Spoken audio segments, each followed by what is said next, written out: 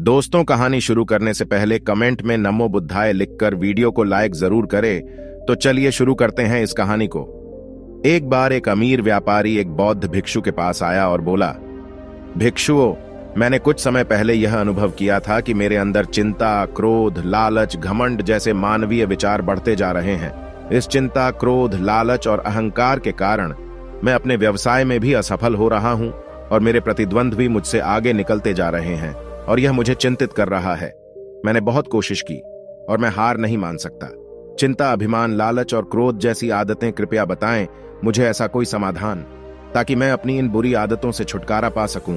बौद्ध भिक्षुओं ने अमीर व्यापारी की बातें ध्यान से सुनी और उससे पहले कहा कि मैं तुम्हें तुम्हारी समस्या का समाधान बताऊंगा। मैं तुम्हें एक कहानी सुनाना चाहता हूं, ध्यान से सुनो। एक सम्राट के पास 4 घोड़े थे।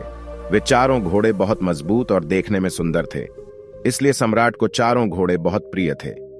लेकिन सम्राट की समस्या यह थी कि चूंकि वे चारों घोड़े बहुत शरारती थे, उन्हें किसी भी तरह से सवारी करने के लिए प्रशिक्षित नहीं किया गया था। सम्राट उन घोड़ों को प्रशिक्षित करना चाहते थे ताकि उनकी सुंदरता मंत्रमुग्ध हो जाए, लेकिन बादशाह फिर भी असफल रहा।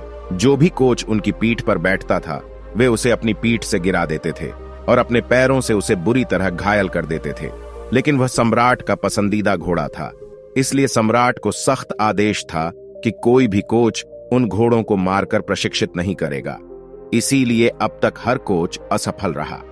बादशाह ने पूरे राज्य में इसकी घोषणा करवा दी, जो कोई भी इन घोड़ों को बिना किसी चोट के पूरी तरह से सवारी करने के लिए प्रशिक्षित करेगा, उसे 10 लाख सोने के सिक्के दिए जाएंगे। घोषणा के कुछ दिन बाद किसान सम्राट के दरबार में आया और सम्राट से कहा कि मैं आपके चारों घोड़ों को बिना किसी शारीरिक नुकसान के प्रशिक्षित करूंगा, लेकिन इसके लिए मेरी कुछ शर्तें हैं। बादशाह ने कहा, तुम्हारी शर्तें क्या हैं?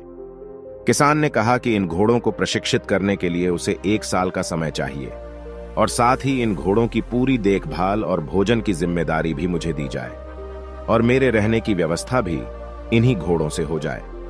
बादशाह ने कहा, ठीक है, आपकी सभी शर्तें स्वीकार की जाएंगी। आप कल से इन घोड़ों को प्रशिक्षित करना शुरू कर सकते हैं। अगली सुबह किसान उन चारों घोड़ों को एक बड़े बाड़े में खुला छोड़ देता है और बाड़े के चारों ओर दौड़ना शुरू कर देता है। थोड़ी देर दौड़ने के बाद वह अपने घोड़ों को चारा खिलाता है, अपने हाथों से उन्हें पानी पिलाता है और खुद खाना खाकर उसी बाड़े में लेट जाता है। घोड़े अभी भी उस बाड़े में आजाद घूम रहे थे। किसी भी घोड़े को रस्सी से नहीं बांधा गया था। शाम होते ही वह उठ जाता है और फिर बाड़े के चारों ओर दौड़ने लगता है। जब वह दौड़ता था तो घोड़े भी उसके डर से इधर उधर भागने लगते थे। जब रात हो जाती तो वह घोड़ों को खाना खिलाता और उन्हें रस्सी से बांध देता और खुद उनके पास सो जाता है। सुबह होते ही किसान उन घरों को बाड़ के पास ले जाता है और खुला छोड़ देता है और स्वयं बाड़ के चारों ओर दौड़ना शुरू कर देता है। यहां तक कि घोड़े भी इधर उधर दौड़ते थे। अब यह उसकी दिनचर्या बन गई है। किसान प्रतिदिन पूरे दिन घोड़ों को खुला रखता है। वह उन्हें नहलाता है, उन्हें खाना खिलाता है और उन्हें प्यार करता है, उनके साथ खेलता है। फिर रात होने पर उनके साथ सोता है। धीरे धीरे घोड़े भी उस किसान के साथ मिल गए। उन्हें लगा कि यह किसान उनका दोस्त है, क्योंकि जब से यह किसान आया है, घोड़े आजाद महसूस कर रहे हैं। अब चारों घोड़े भी किसान को पसंद करने लगे थे। ऐसे ही करते करते लगभग 6 महीने बीत गए।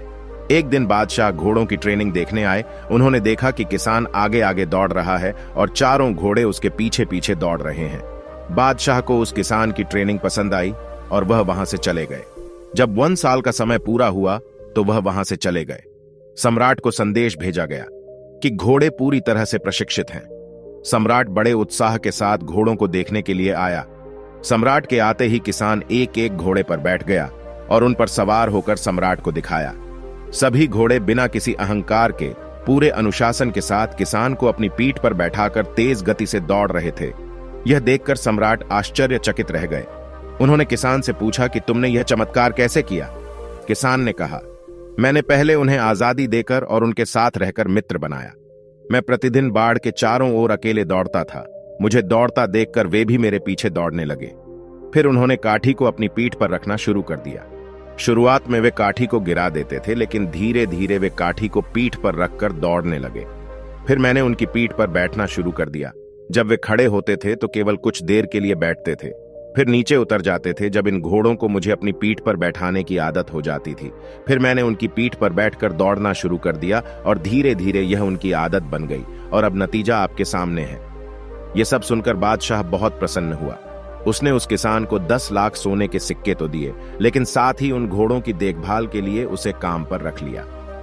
कहानी खत्म करने के बाद बौद्ध भिक्षु ने अमीर व्यापारी से कहा, ये 4 प्रकार के उद्दंड घोड़े इंसानों के अंदर भी पाए जाते हैं, जिनके नाम हैं चिंता, क्रोध, अहंकार और लालच।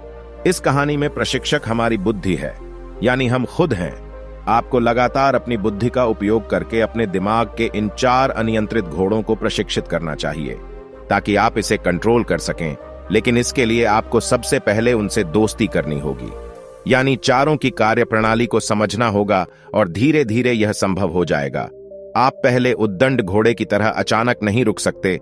चिंता से समस्याएं और बदतर हो जाती हैं, जबकि चिंतन से समाधान निकलता है। आपको अपने उद्दंड घोड़े को यह समझाने की कोशिश करनी चाहिए, अपनी बुद्धि के माध्यम से मन आपको चिंता करने की बजाय अपनी समस्याओं का समाधान खोजने के लिए अपनी सकारात्मक सोच के साथ समय बिताना चाहिए। दूसरा उद्दंड घोड़ा है क्रोध। क्रोधित होने से दूसरों को नुकसान हो या ना हो, लेकिन खुद के लिए यह निश्चित रूप से हानिकारक है। लेकिन कुछ जगहों पर गुस्सा होना भी जरूरी है, जैसे जब कोई हमें बेवजह नुकसान पहुंचा रहा हो या किसी कमजोर असहाय व्यक्ति को बिना वजह धमका रहा हो या मार रहा हो। लेकिन कब, कहां और कितना गुस्सा करना है, लेकिन कब कितना करना है और कैसे कंट्रोल करना है, लेकिन इन बातों को धीरे धीरे समझाना चाहिए। क्रोध नाम के इस बेलगाम घोड़े को अपनी बुद्धि से। तीसरी चीज है घमंड। अहंकार और आत्मविश्वास के बीच एक बहुत ही महीन रेखा है। केवल मैं ही यह कर सकता हूं, यह अहंकार है, मैं यह कर सकता हूं, यह आत्मविश्वास है। इसलिए घमंड और आस्था के बीच के इस अंतर को अपनी बुद्धि से अपने मन को समझाना चाहिए। यदि किसी को अपने धन, बल और सौंदर्य पर अभिमान है, तो उसे अपने अभिमान नामक घोड़े को अपनी बुद्धि से समझाना चाहिए कि मुझसे पहले भी बहुत से लोग हैं जो मुझसे भी कई गुना अधिक सुंदर, बुद्धिमान, शक्तिशाली और धनवान थे, लेकिन आज वे सब मिट्टी में मिल गए हैं। यह स्थायी नहीं है, यह सदैव रहने वाला नहीं है। हमें अपनी बुद्धि से अपने अहंकार के घोड़े को यह समझाना चाहिए। और चौथा विचार है लालच। अगर लालच ज्ञान का है तो अच्छा है, लेकिन अगर लालच अज्ञान का है तो बुरा है। अगर लालच ईमानदारी, मेहनत और समझदारी से पैसा कमाने का है तो अच्छा है, लेकिन अगर लालच चालाकी, धोखे और गलत तरीके से पैसा कमाने का है तो यह बुरा है। आपको अपने चौथे घोड़े को यह अंतर समझाने का प्रयास करना चाहिए, यानी अपनी बुद्धि से लालच करना। अंततः बौद्ध भिक्षु ने व्यापारी से कहा, मेरा तात्पर्य केवल इतना है कि यदि तुम अपने अंदर की बुराइयों को खत्म करना चाहते हो तो उन्हें समझकर धीरे धीरे अपनी बुद्धि से उनसे छुटकारा पा सकते हो। इसके बाद बौद्ध भिक्षु ने अपनी आंखें बंद कर लीं और अमीर व्यापारी ने उन्हें प्रणाम किया और चला गया। दोस्तों, आशा करता हूं कि आपको इस वीडियो से बहुत कुछ सीखने को मिला होगा। इस वीडियो में बस इतना ही। मिलते हैं अगली वीडियो में। जब तक अपना ख्याल रखिएगा। धन्यवाद।